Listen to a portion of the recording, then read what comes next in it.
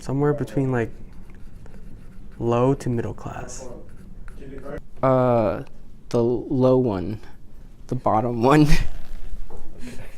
The teachers were pretty bad. We were a big school, just because public school you get funding based on how many students you have, and we had 2,000 plus students. So we had money, we just didn't really use it on anything. I think, it was really interesting because my high school had like the boundaries to determine what district you were in included the really, really rich parts of my town and then included the really, really poor parts. So actually there was a lot of different social classes. So there was a lot of middle class, but then there were some that were significantly, like you could tell, higher class, and then there were significantly lower class. Like right across from our high school, it was more low income, but then if you go like 2 streets down, it was like really high income families. So it was actually really mixed. I think the public school that I went to was probably upper middle class. Well, one of the reasons my parents moved to the town that I used to live in was because it had a good public school system. So I definitely feel like I had access to good resources.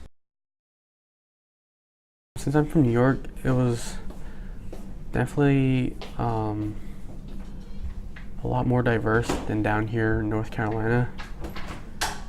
If anything, it was like 60 to 70% Asian, and the rest was white, black, Hispanic. Hey, Brooklyn represent. I think we were like 30% Hispanic, 25% black, and like 15% white. And then I forget what the rest was, but like. Okay. I think the majority white. If I had to say, maybe like half white, and then like a third African American, and then maybe like a third, or like a quarter African American, and then a quarter like Hispanic Latino. I'd say primarily white.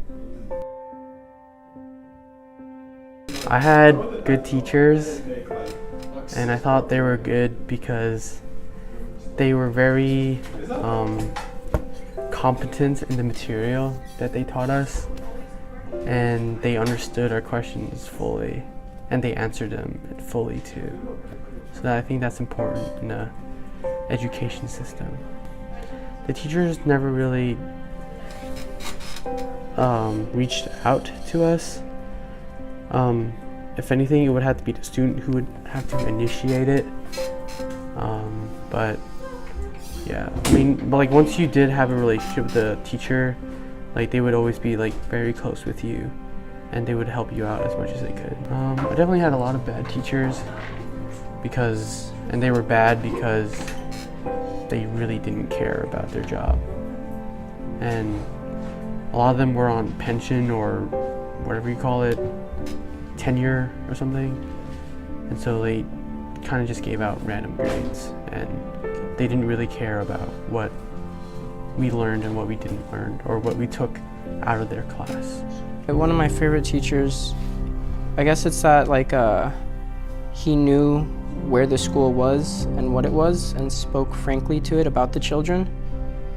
Like he would joke about like the area we were in, and like joke about like, yeah, like if you don't like do your homework, you're gonna end up working like in McDonald's. So they're like in the corner over there, and he had students that were actually working at McDonald's. So he'd open up with like a joke about like what his McDonald's order was. He was telling us a story about how like 3 years later he met one of the students in McDonald's, and he actually remembered the order. There was a lot of teachers that just didn't care about like teaching. Like they wouldn't answer questions, they'd just get through the lesson plan and then like put on a video or something. And like especially if you were like in AP classes, none of the teachers actually expected you to pass them. So they just kind of like didn't bother preparing you for them. I had really good teachers. I think they're good partially because, like I said, because it was an IB school, so they had to train them in order to come to and teach an IB class. So I didn't have much experience in the other types of classes, just because I took like all IB classes, and I think it's because they get that special training. I definitely do think that wealth does play a part in it, because like there's another district in my town that's also an IB school, but that's mainly for like in a very low income neighborhood, and their IB program isn't nearly as strong as our schools, and so I think that's partially why. Like I could definitely see how wealth could make a difference, because of the quality of even these two programs that are supposed to be the same, but in reality were really different. I definitely had some teachers that I liked because they tended to have a genuine interest in the students' learning. The teachers who like stood out in my mind like encouraged students to like ask questions and come to them if we had any if we needed any help. Yeah, I definitely had some teachers. At least the ones that stood out in my mind as not being exceptionally good were the ones who were just basically just there to get their paycheck and get in, get out, and get their pension, and it was pretty obvious to tell like who those teachers were, at least from the student's perspective, even though I was too young to realize it at the time. I mean, I think it was like every other high school. You got the cliques,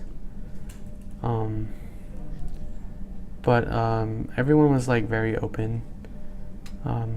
We did have a huge population, close to like 800, 700 per class, so a huge school.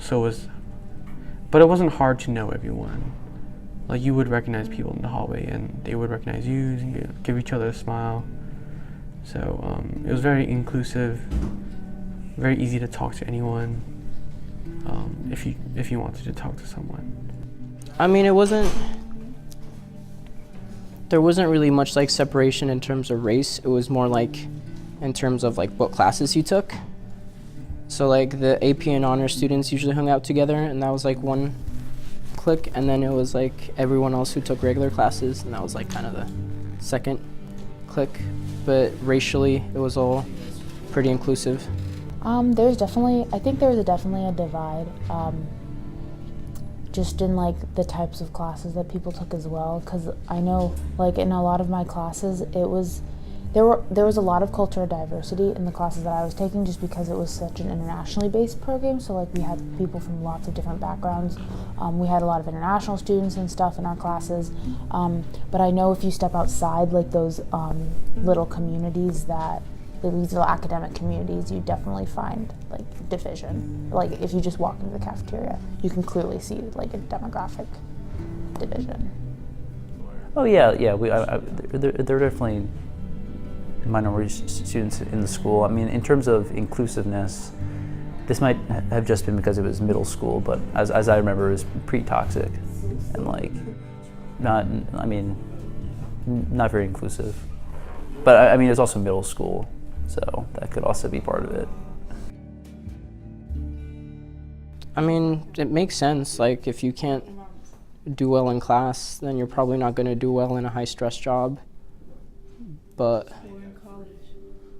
in college. So it makes sense to some extent, but also like it really depends on the school. I know there's a lot of schools that fabricate grades just to make it look better on them. So I think it's a good base, but it shouldn't be like the main judgment, you know? Like it should just be like something to get you through the door, not to like get you the job. I don't really like it. I'm not a huge fan of it. Just because for me, like it's just how you compare yourself to other people. Like it's basically the school comparing you to everybody else, and I don't think that's what really learning is about. So I don't really. If anything, I think that should be like eliminated or something, because to me, like learning is so like it's a group. It's group based, and it's so like every person is so different that I find it just kind of degrading that they would compare you to your peers, because I would never want to be compared to my peers, because I know that there are things that they're really good at that I'm not, and vice versa. So In retrospect, I'm not sure, but I'm sure they had some sort of tracking system. What do you feel about that? Like about the tracking system, about like putting these students in certain like quartiles or something. I think it makes sense. I mean, I think it's probably a good idea to track where students are along in their educational processes. As long as it's not overly emphasized.